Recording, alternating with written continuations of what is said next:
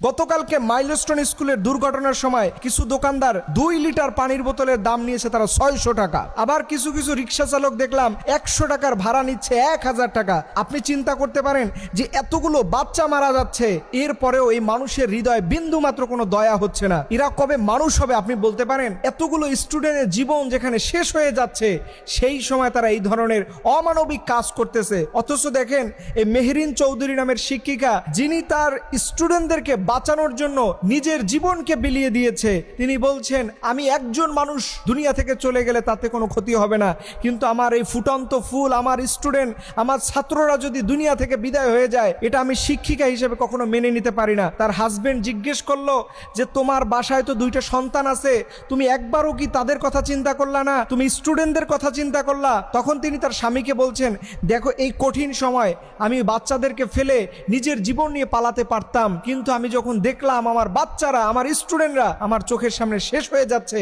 আমি ওই সময় নিজেকে ধরে রাখতে পারি নাই। এর জন্য আমি আমার বাচ্চাদের কথা তখন ভুলেই গিয়েছিলাম। এবং আপনি জেনে আরো অবাক হবেন, লেফটেন্যান্ট তৌকির ইসলাম, যিনি চাইলে একটা বোতাম টিপ দিলে নিজের জীবন সেফ জোনে নিয়ে যেতে পারত, চাইলে তার ফ্যামিলির কাছে ফিরে আসতে পারত, অথচ তিনি ভাবলেন যে আমি যদি এই মুহূর্তে বিমানটাকে রেখে চলে যাই, কোন জায়গায় পরে কত হাজার মানুষের জীবন চলে যাবে।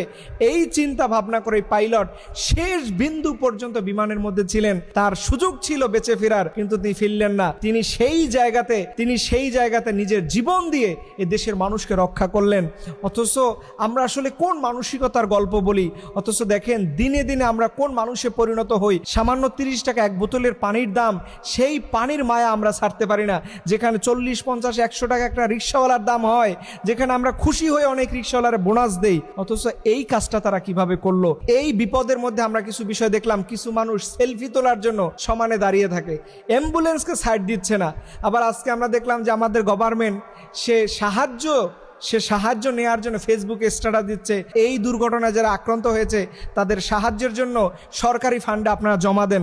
অথচ এই সরকার, ডক্টর ইউনূসের সরকার, গত কয়েকদিন আগে নিষিদ্ধ পল্লীতে 2 কোটি টাকার উপরে অনুদান দিয়েছে, তখন তার সাহায্যের দরকার হয় নাই। এই নিষিদ্ধ পল্লীতে তার টাকা দিতে ভালো লাগে, অথচ এরকম বাচ্চারা দুনিয়া থেকে বিদায় হয়ে যাচ্ছে, তাদের জন্য তার খয়রাত চাওয়া লাগে। এটা আমাদের জন্য অত্যন্ত দুর্ভাগ্য এবং লজ্জার যে ওনার মতো একজন মানুষ থাকার পরেও এই জাতীয় খয়রাত চাওয়ার অভ্যাস ওনার মধ্যে থেকে যায় না। একটা কথা মনে